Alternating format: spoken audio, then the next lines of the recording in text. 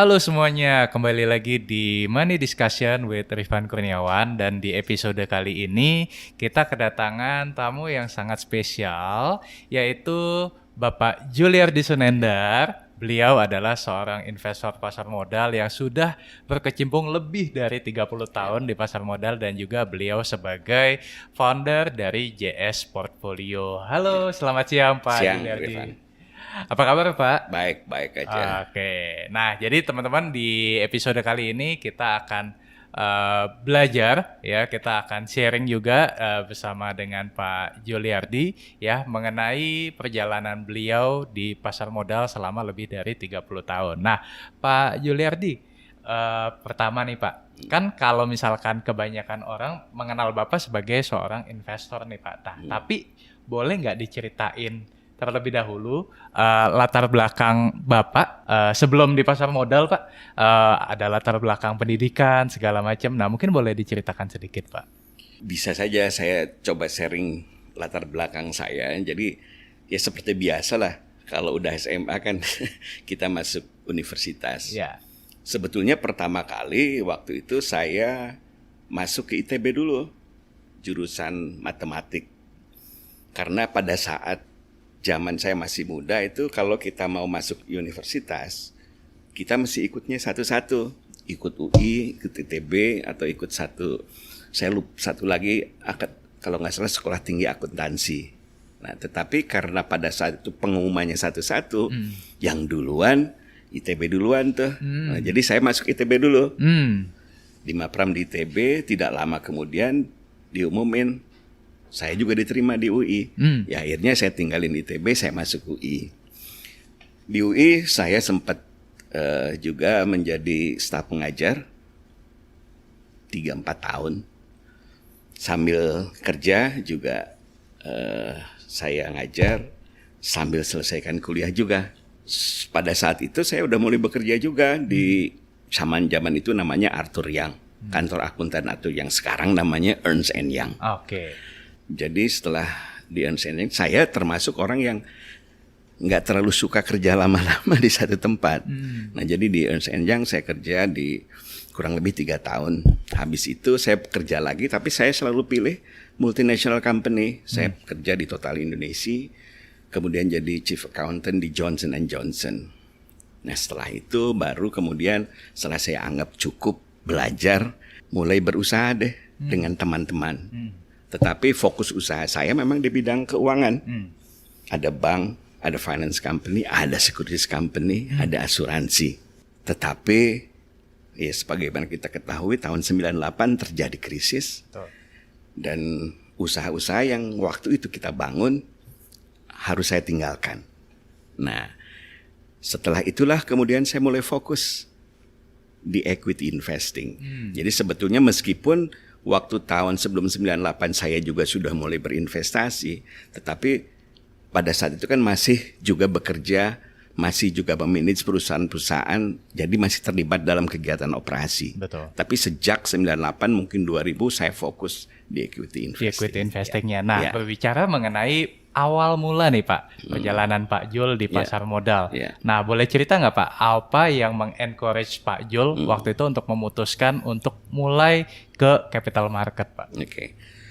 Sebetulnya, dan bukan sebetulnya lah, untungnya mungkin saya melewati tahapan di mana saya pernah kerja, kemudian menjadi pemilik dan memanage perusahaan. Jadi saya merasa saya memiliki modal itu untuk juga melakukan equity investing dengan cara pemahaman bahwa sebetulnya apakah kita memiliki perusahaan, mengelola sendiri, atau kita berinvestasi di pasar modal, sebetulnya basisnya sama. Bedanya mungkin dulu saya bikin bank kecil cuma nama 3-4 orang. Tetapi kita sebagai pemegang saham, katakanlah di BRI, cara berpikir kita sama, tetapi kan saya nggak bisa hanya dengan 3-4 orang saja. Betul. Dengan keterbatasan modal itu. Nah di BRI mungkin barengan sama ribuan pemegang saham. Cara berpikir itulah yang mendorong saya untuk masuk fokus di equity investing Tetapi kelebihannya dengan saya fokus di equity investing itu, kalau zaman kita punya usaha sendiri, kalau ada apa-apa, orang yang paling terakhir keluar dari kantor adalah saya. Waktu di bank, kalau ada permasalahan, yang dimarahin Bank Indonesia adalah saya. Nah, dengan fokus di equity investing, kita kan tidak lagi harus pusing dengan kegiatan operasi sehari-hari. Betul. Sehingga waktu saya bisa manfaatkan untuk hal-hal yang membuat saya lebih senang daripada melakukan hal-hal yang terpaksa harus saya lakukan. Kurang lebih seperti itu. Oke, menarik banget Pak. Nah, berbicara mengenai pengalaman kan Pak Jul sudah lebih dari 30 tahun Pak. Nah, mungkin boleh di-sharingkan sedikit Pak. Kalau dari kacamata Pak Jul yang sudah melewati lebih dari 3 dekade di pasar modal, sebenarnya apa sih yang paling membedakan antara pasar modal di tahun sekitar 1998-an ya, atau di 2000-an atau sekarang di 2021? Apa Pak kira-kira yang paling membedain Pak? Ya, ada beberapa hal. Pertama, bahwa pemahaman masyarakat kita terhadap pasar modal, meskipun mungkin sekarang jumlah pemegang saham sudah meningkat, sebetulnya mungkin masih sangat jauh dibandingkan dengan apa yang seharusnya. Ya. Zaman dulu kan mungkin transaksi hanya 300 miliar, 400 miliar setiap tahun, setiap hari. Hari ini kita udah bicara 10 triliun, 12 triliun, bahkan sempat November itu sampai 30 triliun. Skalanya udah lain. Tetapi kalau kita bandingkan dengan GDP kita, sebetulnya secara persentase masih di bawah 40%-an nih. Kalau Rifan tahu tentang Buffett Indicator, kan berbicara di angkanya udah 160%, 170%. Kita itu masih jauh dari angka 100%. Jadi meskipun secara skala kita sudah meningkat, tetapi kalau kita bandingkan dengan potensi yang ada, masih sangat jauh. Yang keduanya masalah informasi. Pada saat itu informasi sangat susah untuk kita temukan.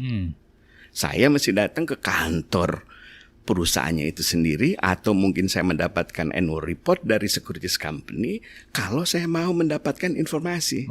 Sekarang ini kan dengan adanya internet, split second kita sudah mendapatkan informasi yang kurang lebih cukup untuk kita tahu apakah pantas kita beli perusahaan ini di harga yang katakanlah terjadi di pasar.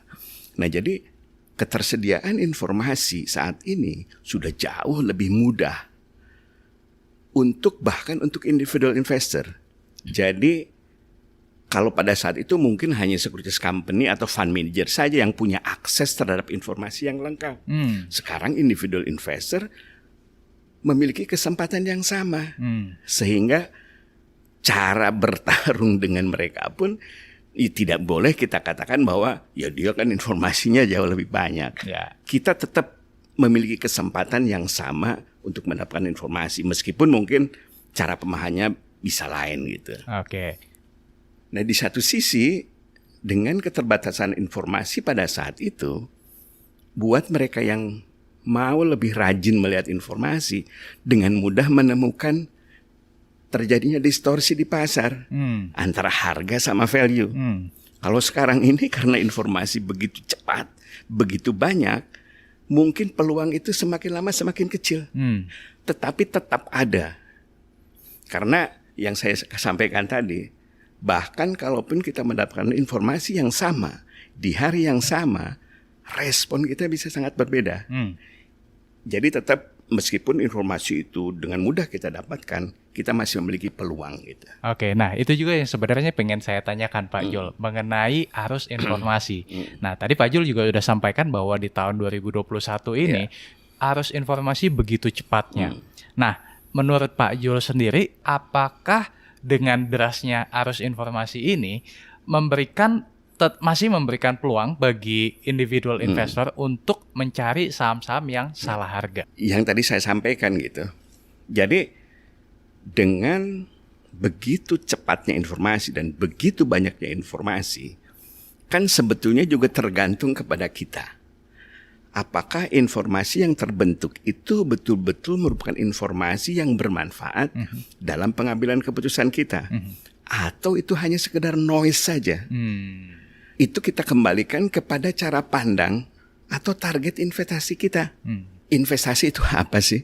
Investasi itu kan kita bukan menghilangkan, kita tidak menggunakan untuk konsumsi dengan harapan bahwa apa yang kita korbankan hari ini bisa menghasilkan lebih banyak.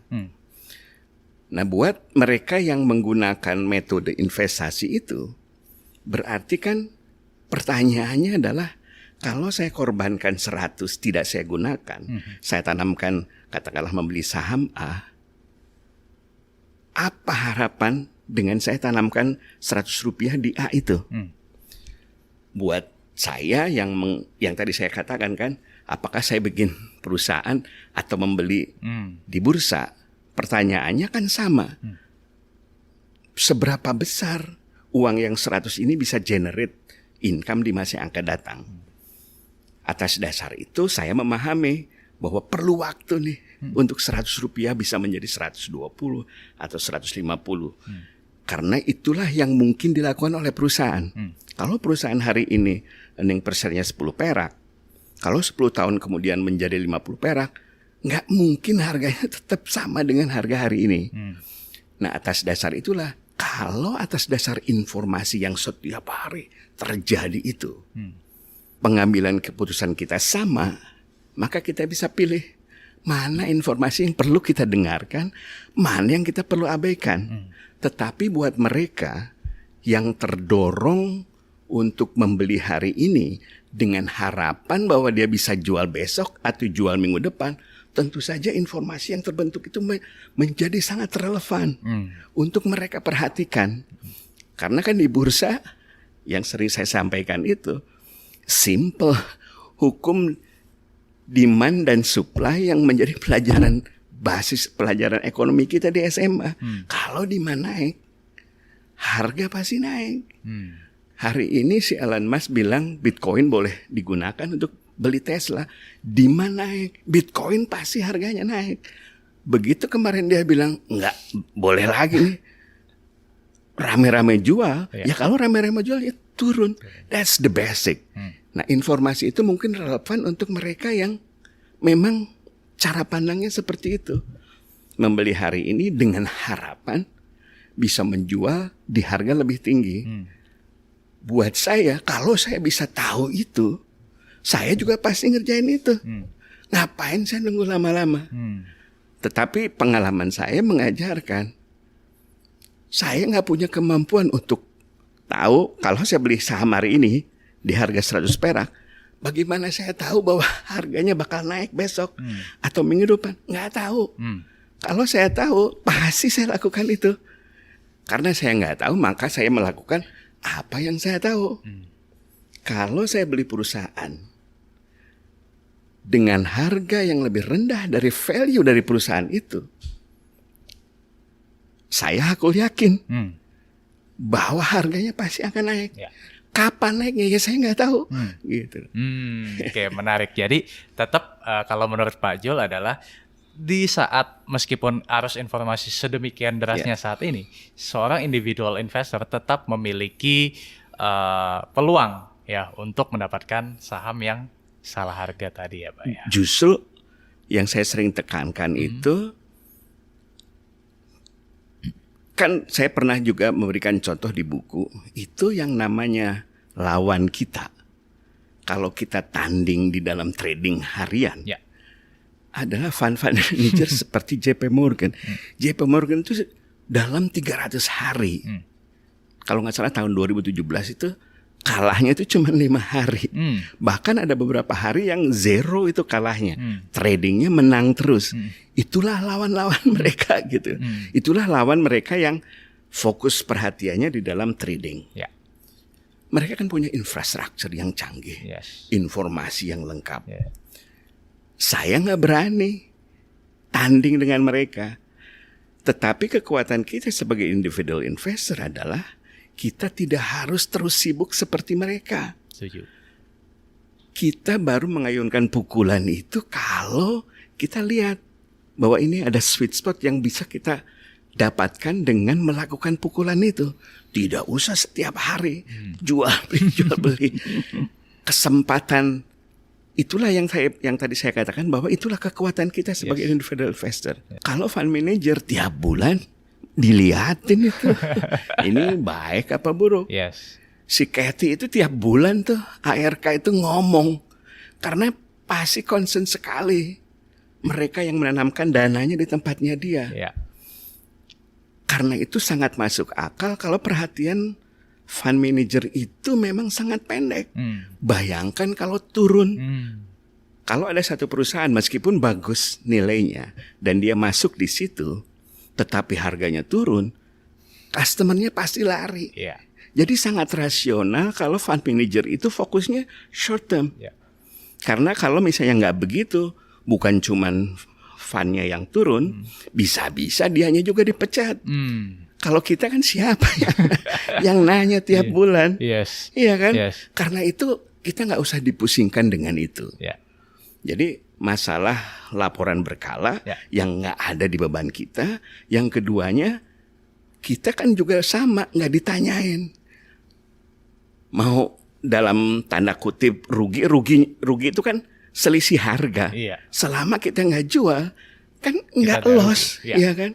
Kita bisa tunggu 2 tahun, bisa tunggu 3 tahun. Tetapi pengalaman saya selalu mengatakan bahwa tesis investasi itu biasanya baru kejadian itu 3 tahun. Itu pengalaman saya yang kurang lebih ada melencengnya deh. Tetapi kurang lebih 3 tahun itu baru terbentuk gitu. I see. Tetapi kalau 3 tahun itu dapat 100%, dibagi 3 tahun aja kan 20%, 30%. Masih bagus sekali gitu. Oke. Nah, ini menarik banget nih Pak Jul. Nah, saya juga pengen tahu nih Pak, lebih detail lagi nih. Kalau seorang Pak Jul, kan kita mengenal ada tipikal investor yang bottom up, ada tipikal investor yang top down. Nah, kalau Pak Jul sendiri lebih tipikal yang bottom up atau yang top down dan kenapa Pak? Mungkin boleh di-sharingkan. Ya mungkin kalau saya bilang bahwa saya abaikan sama sekali faktor-faktor makro juga sebetulnya enggak gitu. Tetapi yang tadi saya katakan justru dengan latar belakang saya pernah punya usaha dan mengelola usaha, yang menjadi concern kita pasti kegiatan usaha kita. Pasti apa yang terjadi di dalam perusahaan. Bahwa ada faktor-faktor yang di luar perusahaan yang harus menjadikan perhatian, memang iya. Tetapi mungkin kalau hitungan persentase, ya mungkin 85 fokus ke mikronya, 15% asal tahu aja. Ada elemen-elemen makro. Misalnya kan, katakanlah suku bunga.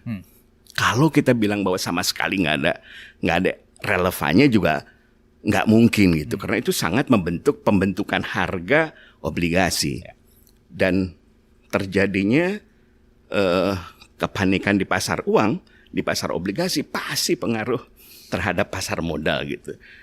Jadi kalau ditanya secara direct mungkin ya saya lebih fokus ke mikronya, tidak makro gitu. Oke, nah kan kalau misalkan tadi sekitar 85% mikro, 15% makro ya Pak ya. Nah, tapi boleh nggak misalkan kayak untuk pemilihan emitennya itu sendiri. Nah, untuk pemilihan emitennya itu sendiri Bapak memperhatikan nggak? Misalkan gini Pak, oh sekarang ini lagi fasenya economic recovery. Berdasarkan pengalaman, sektor yang akan outperform adalah sektor A, B, dan C. Nah, kalau faktor seperti itu, Bapak juga masih memperhatikan atau gimana, Pak? Itu tentu saja yang tadi saya sampaikan, 15% itu kan kita bicara secara umum. Tetapi misalnya terjadinya pandemik ini kan, kita tahu bagaimana reaksi dari bank sentral dan pemerintah berbagai negara. COVID ini kan damage. Kemudian direspon oleh pemerintah dan bank sentral. Kita tahu bahwa respon yang dilakukan oleh bank sentral dan pemerintah berbagai negara itu jauh lebih besar dibandingkan dengan damage yang terjadi. Saya kan sering gunakan contoh Amerika. Dropnya kan kurang lebih 3%. Tetapi stimulus fiskal dan QE-nya Fed, angkanya itu 30% dari GDP. yang seharusnya tidak usah sebesar itu. Karena itu ini berulang kali kan saya sampaikan, ini adalah potensi inflasi yang meskipun sampai hari ini kan Federal Reserve Chairman masih mengatakan bahwa ini hanya transitory aja. Sementara aja, tapi harga koper 100%, properti naik, lumbers juga 200%. Ini kan bibit-bibit inflasi yang udah jelas tampak. Dan kemarin kan inflasinya udah di 4,2%. 2 kali targetnya Fed. Tetapi yang kalau saya lihat misalnya yang orang katakan kan 4,2%-nya. Month to month inflasinya 0,8%. Kalau inflasi month to month sama bulan ini 0,8% lagi, kan kita bisa bicara double digit inflation nih. Apakah dia masih akan bertahan untuk mengatakan bahwa ini cuma transitory aja? Karena itulah kan masih bergelombang nih. Iya. Tetapi saya yakin kan ada 2 krisis nih yang kita lewati, tahun 98 sama tahun 2008. 98 krisisnya kan di Asia. Krisis di Asia itu negara-negara maju masih dengan pongahnya bicara market mechanism. Disuruh sendirian deh kita ngurusin. Karena itu recovery-nya butuh waktu 4 tahun, 5 tahun. Kan kita baru mulai pulih lagi 2001, 2002. Dari 98, 4 tahun, 5 tahun. Begitu krisis terjadi di Amerika 2008, market mechanism itu dibuang, terjadi intervensi besar-besaran. Karena itulah recovery cepat sekali kan di 2008, 2009 udah lari lagi. Sekarang ini lebih gila lagi nih intervensinya. Fed melakukan hal yang tidak pernah dilakukan di tahun 2008. Dia udah masuk ke pasar beli obligasi, bukan cuma obligasi pemerintah, beli obligasi perusahaan. Nah jadi ini recovery-nya bukan dalam setahun, 3 bulan, 6 bulan. Nah saya masih mengharapkan bahwa recovery-nya itu tidak bakal selama tahun 98. Lebih mirip ke tahun 2008. I see, oke.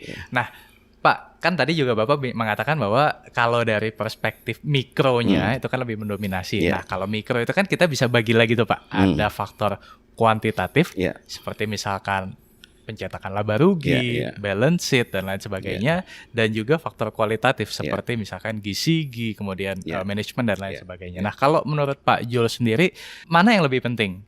Apakah kuantitatif atau kualitatif atau keduanya ini saling berhubungan atau gimana? Kalau menurut saya mungkin balik lagi karena saya termasuk mungkin yang agak males juga untuk ngeliatin terlalu dalam masalah kualitas. Tapi masalah kualitas ini mungkin juga kita ada jalan pintasnya. Misalnya kita lihat ini dulu pernah manajemen atau pemiliknya itu pernah bikin perusahaan apa. Jadi itu jalan pintas yang biasa saya gunakan. Karena saya mungkin lebih fokusnya ke masalah kuantitatif. Gitu loh. Karena dengan kuantitatif itu kurang lebih juga saya bisa baca lah. Ini mana yang nakal, mana yang biasa-biasa aja atau mana yang bagus. Gitu. Berarti lebih ke kuantitatif ya Pak ya. Nah Pak Jul kan juga selain investasi di pasar modal Indonesia, Pak Jul juga investasi di bursa luar juga ya Pak, seperti misalkan US, Europe juga ya Pak ya. Nah, boleh diceritain nggak Pak, apa alasan Pak Jul untuk berinvestasi di multi bursa dan kenapa tidak hanya fokus di pasar modal Indonesia saja? Ada alasan khususnya nggak Pak? Ya saya kira ada beberapa faktor yang membuat saya melakukan diversifikasi seperti itu. Yang pertama, tadi saya sudah sampaikan bahwa informasi di bursa kita pada saat ya kita bicara 10 tahun, 20 tahun yang lalu mungkin nggak sebanyak informasi saat ini. Sementara kalau di luar, informasi sudah demikian lengkapnya dan dengan demikian mudahnya kita bisa dapatkan. Nah sekarang mungkin di Indonesia sudah mulai ke arah sana. Tetapi dari segi skala market cap kita sekarang ini meskipun sudah naik luar biasa, kan market cap-nya masih sekitar 500 miliar, 600 miliar dolar. Di Amerika, Amazon aja kita bicara satu perusahaan 1,6 triliun dolar. Microsoft juga mungkin sebesar Apple sebesar segituan. Jadi dari segi skala itu di luar kita bisa mendapatkan lebih banyak pilihan.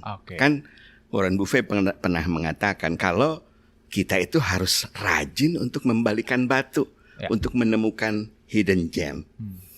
Nah kalau batu itu cuma 100 kita bolak-balik, kan paling ketemunya 3 biji, 4 biji.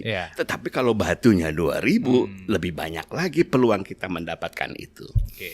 Dari segi diversifikasi, meskipun dalam periode-periode tertentu, mungkin kalau Wall Street naik, Eropa juga naik, BEJ juga ikutan, tapi tidak selalu seperti itu. Nah adanya peluang itu kita bisa manfaatkan pada saat pasar lagi seneng, harganya naik, melebihi value yang kita anggap tepat. Mungkin kita bisa jual dan kemudian kita bisa gunakan dana itu untuk berinvestasi di pasar yang sedang ditinggalkan. I see.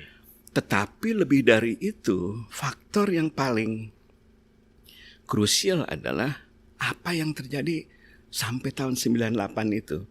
Zaman Orde Baru, kan dolar rupiah itu meskipun tidak dikatakan dipeg, istilahnya itu didepresiasikan secara bertahap. Bayangkan harga $1 yang tadinya 10.000 perak tiba-tiba menjadi 15.000. Dan sampai sekarang saya masih belum lihat nih pemerintah kita itu bisa manage stabilitas rupiah, dolar terhadap rupiah. Kalau kita bicara 5 tahun yang lalu aja, nggak usah kita bicara 98. Bursa kita itu udah naik 40%. Tetapi 5 tahun yang lalu $1 masih 10.000 perak. Hari ini udah 14.000. Hilang semua tuh keuntungan itu. Kan kalau kita ngirim anak sekolah, katakanlah keluar, meskipun kurs tuition fee-nya tetap, tetapi begitu diterjemahkan dalam rupiah, naik 40%. Atas dasar itulah kenapa selama pemerintah kita masih belum bisa memperlakukan mata uang kita sebagai denominasi investasi yang stabil, kalau menurut saya penting sekali untuk mengalokasikan dana kita juga berinvestasi di perusahaan-perusahaan di luar yang denominasinya bukan rupiah. Kita pergi keluar, kurs hotelnya mungkin tetap saja $200, $600. $200 waktu itu kan 400.000. Sekarang 3 juta. $600 waktu itu 1,2 juta. Sekarang 9 juta, 10 juta. Dan kalau menurut saya kan masyarakat kita juga memang tidak selalu fokusnya di dalam. Tetapi saya juga ingat, meskipun saya mengatakan seperti itu, Indonesia ini potensinya sangat luar biasa.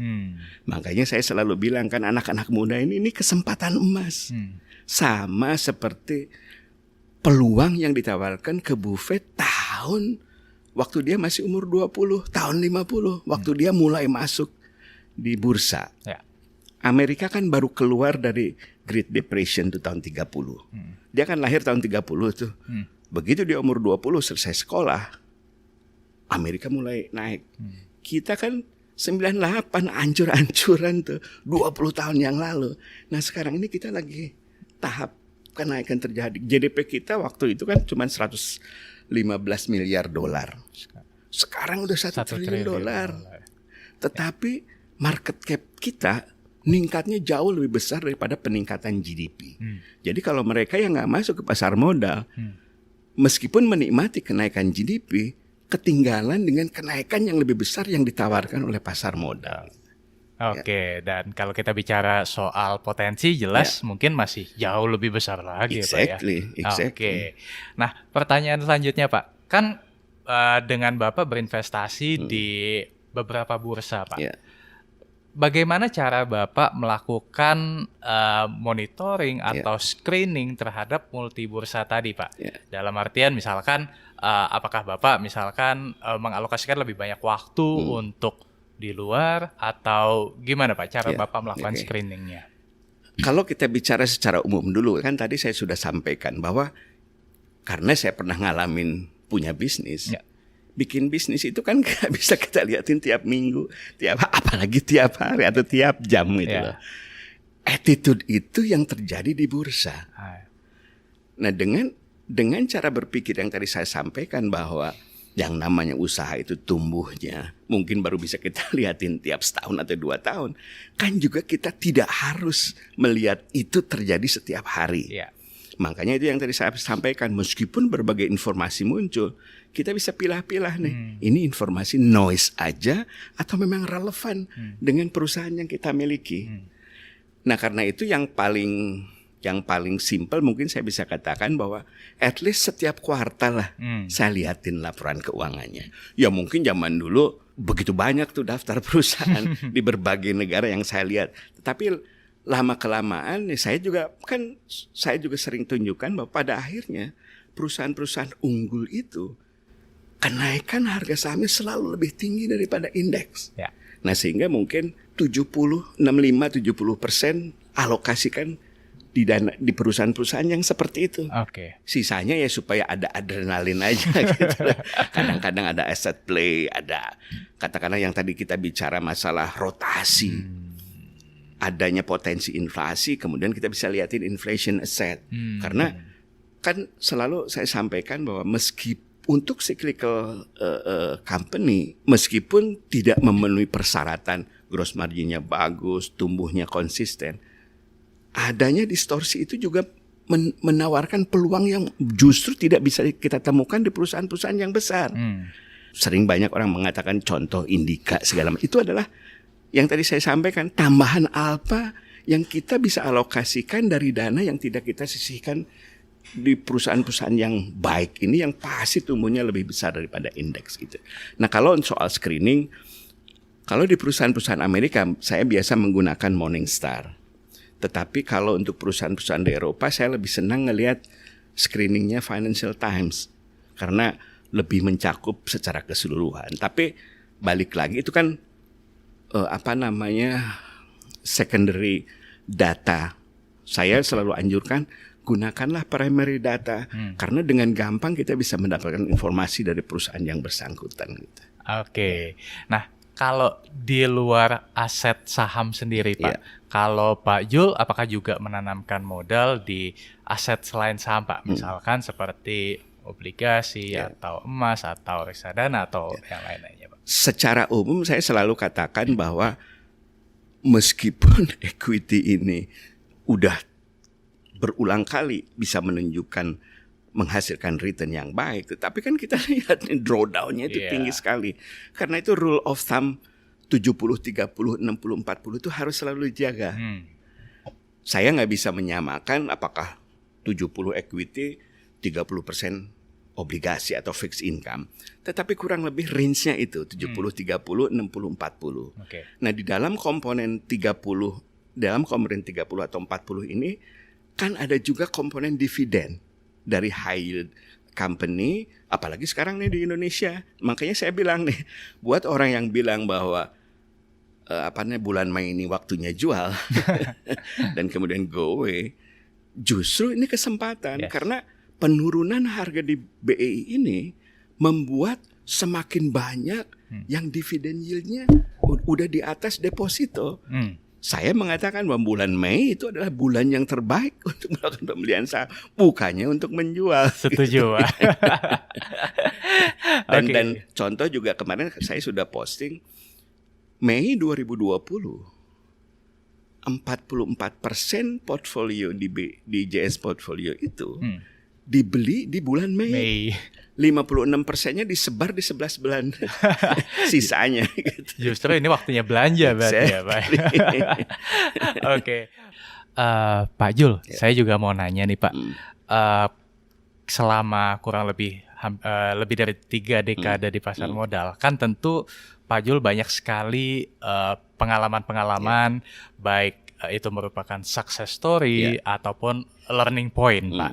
Nah, mungkin boleh diceritain nggak, Pak? Mungkin satu aja, satu success story dan satu learning point, Pak. Misalkan di saham apa, success story-nya naik berapa gitu, Pak. Dan pelajarannya apa, dan mungkin yang learning point-nya, Pak. Okay. Ya, saya kira kalau untuk yang success story-nya juga sebetulnya saya nggak mau cerita terlalu banyak juga karena ini bisa saja ini merupakan random event gitu, bukan sesuatu yang kita bisa ulang-ulang. Kan saya pernah juga menyampaikan bahwa mungkin sampai hari ini saya belum pernah mendapatkan opportunity seperti waktu saya membeli saham Aqua yang dibeli di harga 6.800 terpakai, tapi terpaksa harus dijual di harga 500.000 karena diambil alih oleh Danone. Ya. Tetapi balik lagi, itu kan bukan cuma setahun 2 tahun, itu 10 tahun itu. Contoh yang lainnya mungkin sekaligus cerita yang sukses dan juga ada pelajaran yang meyakinkan saya.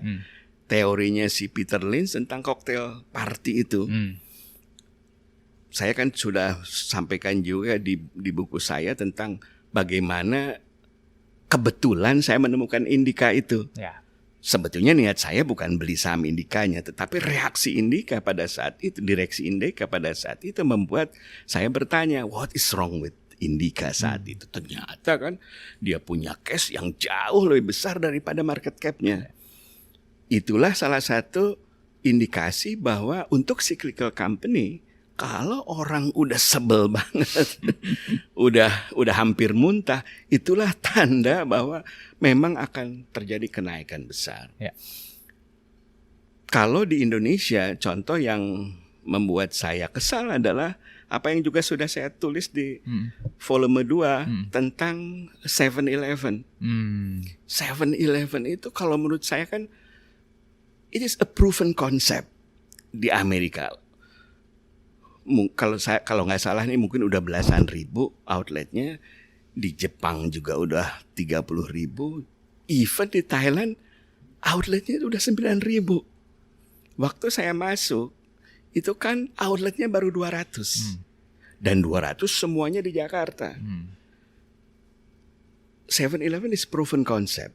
Sehingga sebetulnya tinggal duplikasi saja. Makanya waktu itu saya bayangkan, kalau Thailand bisa 9.000, pasti kita bisa lebih dari itu.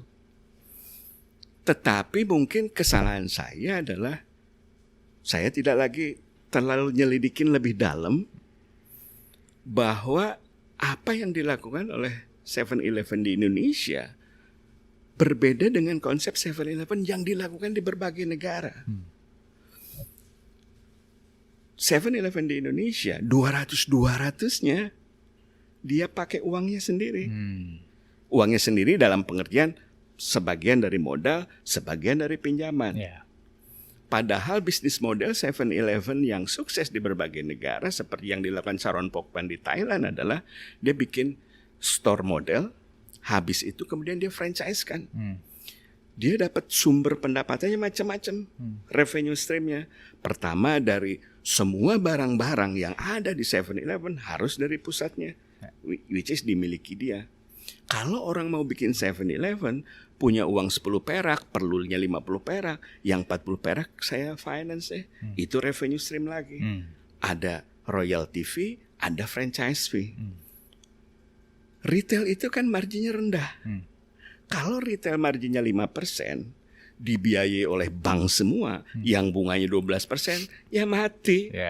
Tetapi tadi kita bicara masalah corporate governance. Sebetulnya juga ada indikasi itu yang saya mungkin lalai gitu. I see. Kenapa? Karena saya bikin surat tuh ke direksi, ke ke customer investor relationship-nya bahwa saya mau ketemu, saya mau ngomong. Berapa kali email, berapa kali telepon nggak ada tanggapan. Itu harusnya menjadi indikasi. Gitu. Oke. Misalkan ada gini Pak, ini mungkin pertanyaan yang juga sering ditanyakan Pak oleh teman-teman penonton. Seandainya Pak ada perusahaan yang secara laporan keuangannya bagus, kemudian kita sebagai seorang investor sudah menanamkan equity kita di sana, tetapi ternyata faktor kualitatifnya Pak tidak mendukung. Ya, misalkan karena ada satu kasus. Nah, kalau saran dari Pak Jul, itu kan kita jadi kayak bingung nih, kuantitatifnya bagus tapi kualitatifnya tanda tanya. Apa yang seharusnya kita lakukan? Ya, balik lagi mungkin kan terjadinya perubahan itu memang juga tidak mudah untuk kita katakan wah begini deh atau begitu deh. Karena pasti butuh waktu. Tetapi dalam pengalaman saya, kalau sudah ada indikasi seperti itu, meskipun tadi saya katakan gitu bahwa buat saya itu yang biasanya saya jalan pintas nih siapa nih orang di perusahaan itu, manajemennya atau perusahaannya atau pemegang sahamnya. Tetapi kalau misalnya sudah mulai ada indikasi seperti itu, ya mungkin ada baiknya untuk katakanlah kurangin dulu 50%. Sehingga pada saat kita mendapatkan informasi lebih lengkap, kita mungkin memiliki keyakinan yang lebih besar lagi.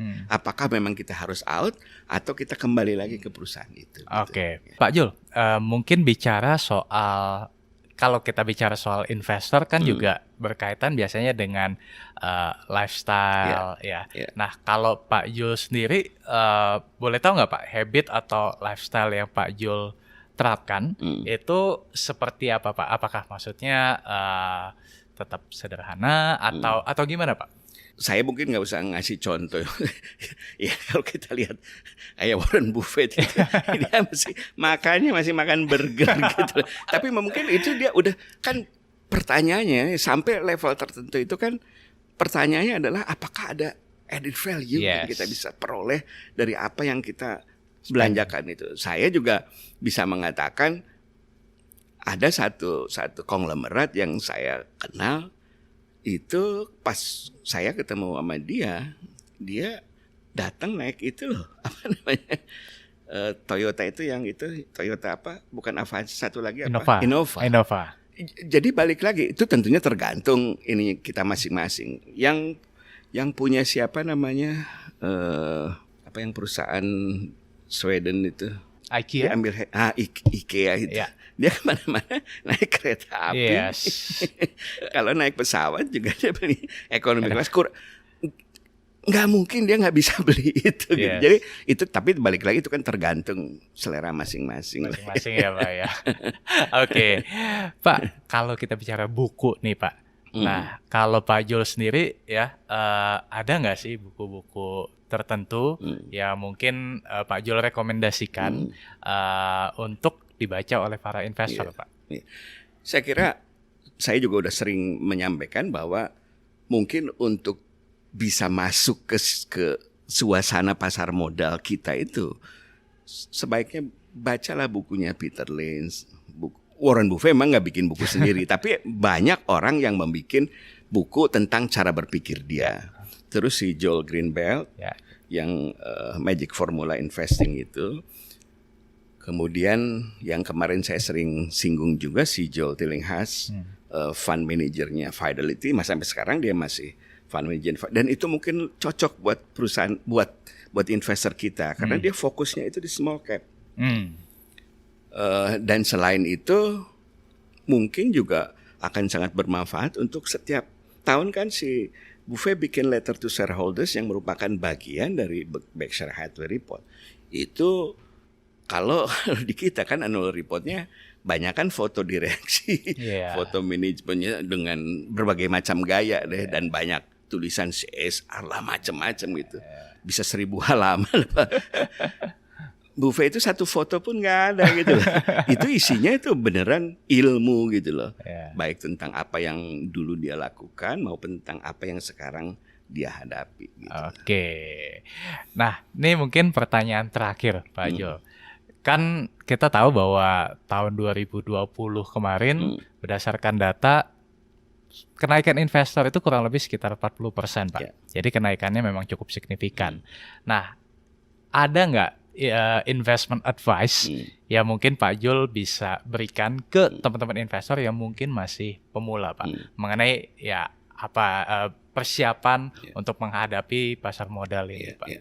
Ya saya kira juga yang sering disampaikan si Peter Lynch itu saham itu bukan tiket lotre, ya kan?